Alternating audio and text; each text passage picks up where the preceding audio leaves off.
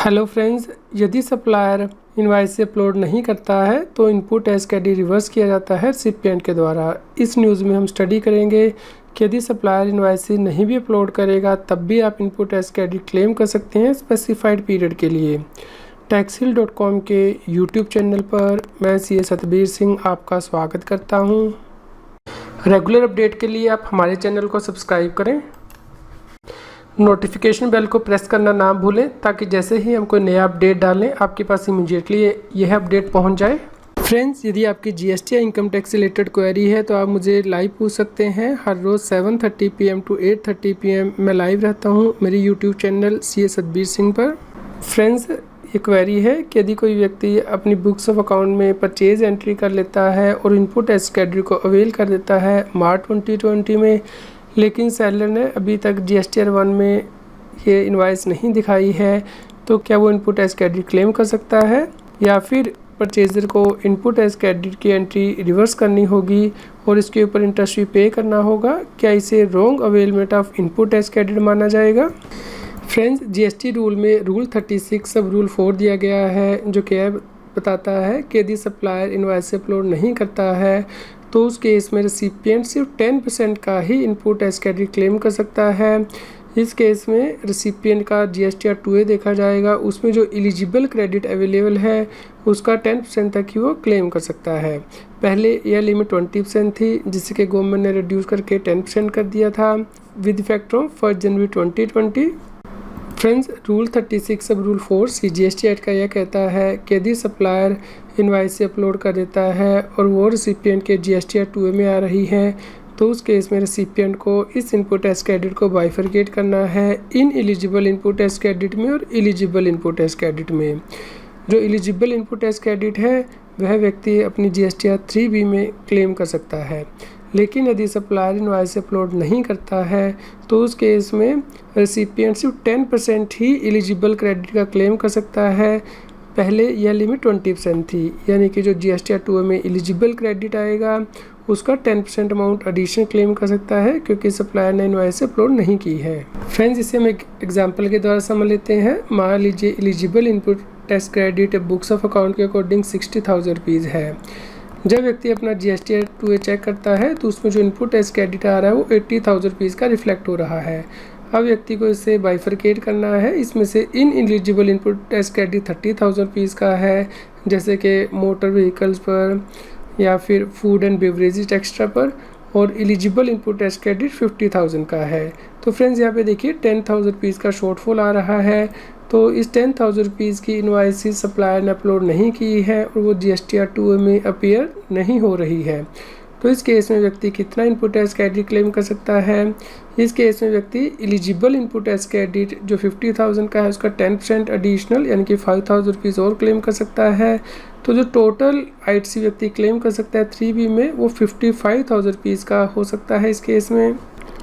इस प्रकार फ्रेंड्स, यदि सप्लायर इनवॉइस अपलोड नहीं करता है तो उस केस में 8 अक्टूबर 2019 तक कोई रिस्ट्रिक्शन नहीं थी। उसके बाद ही रूल 36 सब रूल 4 इंसर्ट किया गया है। 9 अक्टूबर 2019 से 31 दिसंबर 2019 तक आप सिर्फ 20% ही क्लेम कर सकते हैं एलिजिबल ITC का यदि सप्लायर इनवॉइस अपलोड नहीं करता है। 1 जनवरी 2020 से 31 जनवरी 2020 तक आप 10% ही क्लेम कर सकते हैं एलिजिबल ITC का, और 1 फरवरी 2020 से 31 अगस्त 2020 के लिए गवर्नमेंट ने नोटिफिकेशन जारी किया था जिसमें कि बताया गया था कि इस केस में व्यक्ति 10% ही क्लेम कर सकता था एलिजिबल ITC का, लेकिन ये जो कंडीशन है वो क्यूमुलेटिवली देखी जाएगी फरवरी 2020, मार्च 2020, अप्रैल 20, मई 20, जून 20, जुलाई 20 और अगस्त 2020 के लिए। यानी जब व्यक्ति सितंबर मंथ के लिए अपनी GSTR 3B को फाइल करेगा उसमें ये देखा जाएगा कि कौन से सप्लायर हैं जिन्होंने इनवॉइस अपलोड नहीं की है, और इन सभी मंथ्स का जो है क्यूमुलेटिव किया जाएगा, उसमें कितना एलिजिबल ITC आ रहा है उसका 10% तक आप क्लेम कर सकते हैं यदि सप्लायर इनवॉइस अपलोड नहीं करता है। इस प्रकार फ्रेंड्स, यदि मार्च 2020 के लिए सप्लायर ने इनवॉइस अपलोड नहीं की है तो अभी भी आपके पास टाइम है कि आप सप्लायर से फॉलोअप करके वो इनवॉइस अपलोड करवा लें, क्योंकि आपको भी इनपुट एज क्रेडिट नहीं रिवर्स करना है। अभी आपके पास टाइम लिमिट है, आप क्लेम कर सकते हैं। फ्रेंड्स, रूल 36 की कंडीशन नीचे दिए गए केसेस में अप्लाई नहीं होती है और व्यक्ति पूरा इनपुट टैक्स क्रेडिट क्लेम कर सकता है। यानी कि यदि उसने इंपोर्ट किया है, उसके ऊपर IGST पे किया है, या फिर रिवर्स चार्ज मैकेनिज्म के अंतर्गत GST पे किया है, या फिर इनपुट सर्विस डिस्ट्रीब्यूटर से इनपुट टैक्स क्रेडिट लिया है, इस केस में व्यक्ति पूरा इनपुट टैक्स क्रेडिट क्लेम कर सकता है। फ्रेंड, जो रूल 36 की कंडीशन है वो सप्लायर वाइज आपको कैलकुलेट करनी है या कंसोलिडेटेड बेसिस पे। फ्रेंड्स, ये कंडीशंस आपको सप्लायर वाइज नहीं बल्कि कंसोलिडेटेड बेसिस पर ही कैलकुलेट करनी है। इसके लिए CBIC ने क्लैरिफाई किया था कि इस केस में सभी सप्लायर से जो टोटल एलिजिबल क्रेडिट आपका अपीयर हो रहा है GSTR 2A में, उसका 10% अमाउंट आप क्लेम कर सकते हैं यदि सप्लायर इनवॉइस अपलोड नहीं करता है। फ्रेंड्स, CBIC ने यह भी क्लैरिफाई किया था कि GSTR 2A एक डायनेमिक डॉक्यूमेंट है, क्योंकि सप्लायर जैसे ही GSTR 1 में अपनी डिटेल अपलोड कर देता है तो वो GSTR 2A में अपडेट होती रहती हैं। तो इस केस में ये किस प्रकार निकाला जाएगा कि यदि सप्लायर इनवॉइस अपलोड नहीं करता है तो किस डेट का GSTR 2A देखा जाएगा। CBIC ने क्लैरिफाई किया था कि इस केस में सप्लायर के लिए GSTR 1 को फाइल करने की जो ड्यू डेट होगी टैक्स पीरियड के लिए, उस डेट को GSTR 2A में कितना एलिजिबल इनपुट टैक्स क्रेडिट आ रहा है उसके 10% अमाउंट तक मैक्सिमम व्यक्ति क्लेम कर सकता है यदि सप्लायर इनवॉइस अपलोड नहीं करता है। इस प्रकार फ्रेंड्स, GSTR 1 के लिए जो ड्यू डेट है उस दिन के ख़त्म होने के बाद आपको GSTR 2A को डाउनलोड करना है। उसमें कितना एलिजिबल ITC आपका आ रहा है उसके 10% तक आप क्लेम कर सकते हैं। फ्रेंड्स, GSTR 1 को फाइल करने की ड्यू डेट अगस्त 2020 के लिए 11 सितंबर 2020 है। जो व्यक्ति मंथली रिटर्न फाइल करते हैं GSTR 1, आपको इस डेट के ख़त्म होने के बाद GSTR 2A डाउनलोड करना है।